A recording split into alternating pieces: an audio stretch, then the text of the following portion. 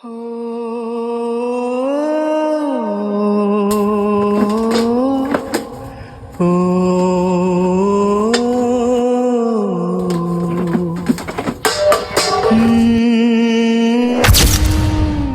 তুই আবার ভাত চালাইছিস? দাঁড়া।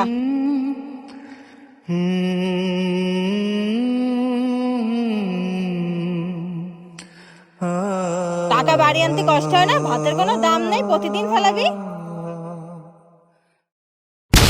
কি রে, আমার ছেলের মনে হচ্ছে মারতেছে। দাঁড়া, তোর বুঝাচ্ছি, টাকার দাম আছে। মাঠের থেকে আইসে কাঁধে হাতে আমার হাত ধরলেন কেন? আপনি আমার হাতে কাঁধে কেন লাগাইছেন? বললাম, আপনি আমার হাতে কেন কাঁধে লাগাইছেন? এটা প্রতিবন্ধী জন্ম দিয়ে রাখিছেন, ভাত ঠাত আল্লাহ 30 দিন ফেলাবে। বৌমা, তুমি কি কথা কইলে? প্রতিবন্ধী কেউ ইচ্ছে করে বানায়? আল্লাহ দিয়েছে তাই বলে তুমি এরকম করে মারবা? মারিসি বেশ করিছি, আপনি মাঠের থেকে এসে কাঁধে সহ আমার হাত দিয়ে কেন ধরলেন? আজকে আপনার ছেলে আসুক বাসায়। ওই বাড়ি ছেলেবেলা হচ্ছে কেন? কি হয়েছে বাড়ি? তুমি আইসো, দেখো তোমার বাবা আমারে মারে কি করেছে। আমি শুধু একটু কইছি ভাতগুলো কেন ফেলাইছো, তাই তোমার বাবা আমার মায়েরে দেখো কি করেছে। এই সংসার আমি আর করব না, যেখানে শ্বশুর বৌমার গায়ে হাত তোলে। তোমার এত বড় সাহস কেন আছে? তোমার বৌমার গায়ে হাত দিছো কেন? দেখ বাপ, সোহেল প্রতিবন্ধী মানুষ, ওর মারতিল তাই আমি হাত দিয়ে সরাই দিছি। তোমার বাপ আইসাই আমারে মারেছে, এই কাদাকে আমি একা লাগাইছি। এই প্রতিবন্ধী যদি তোমার সংসারে থাকে, আমি সংসার করব না।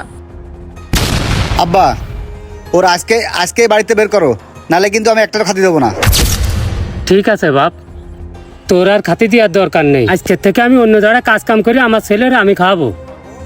আচ্ছা ঠিক আছে, তাই তুমি তোমার ছেলেরে নিয়ে কিন্তু বেরো।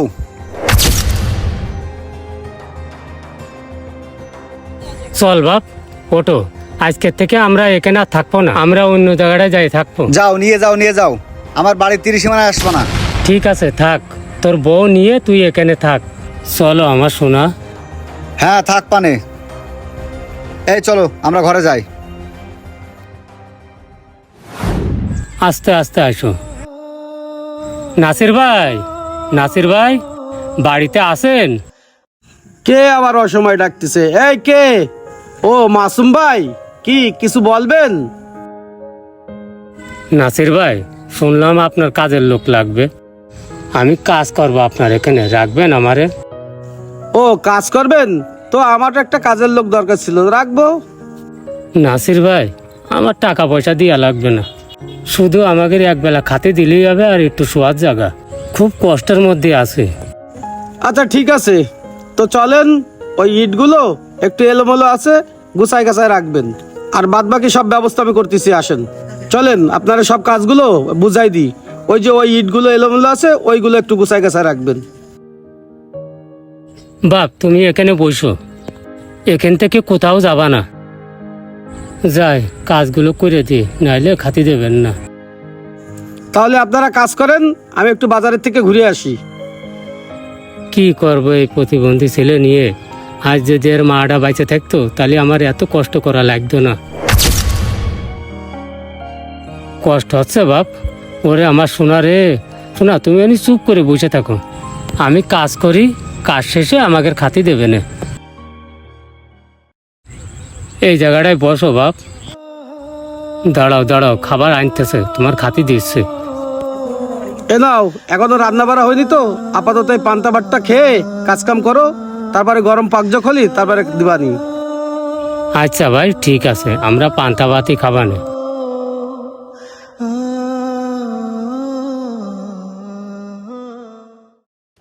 এই দেখো, বাসার পরিবেশটা দেখছো? কত সুন্দর নিরিবিলি পরিবেশ। কিন্তু আমার তো একটা সন্দেহ আছে, তোমার বাপ যদি ওই জায়গা জমি সব ওই প্রতিবন্ধী ভাইয়ের নামে লিখে দেয়। কি করছো তুমি? আমার বাপ কোনোদিনও লিখবে না। তোমার বাপ ওই প্রতিবন্ধী ছেলের জন্য বাড়ি ছেড়ে দিল, অবশ্যই লিখে দেবে আমার মনে হয়। তারই তো সমস্যা। চলো যাই, যে দেখি আমাদের নামে লিখে নেওয়া যায় কিনা। আমিও তো তোমার এই কথাই করছি, চলো এখনই যাই। ওঠো। চলো যাই।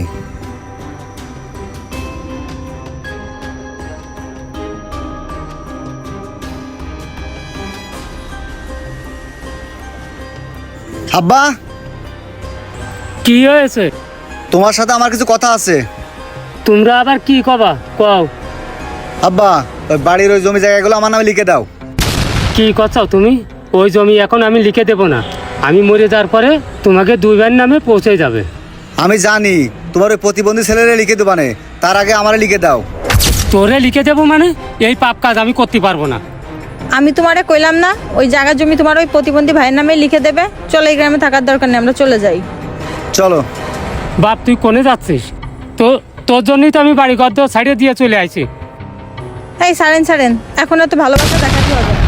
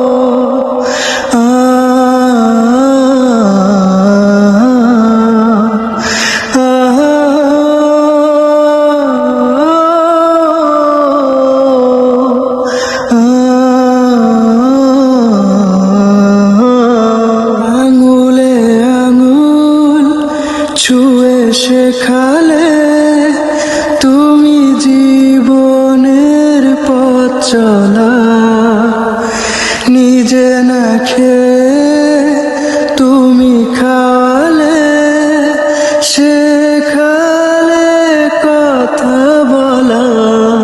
বাবা তুমি আমার যত খুশির কারণ।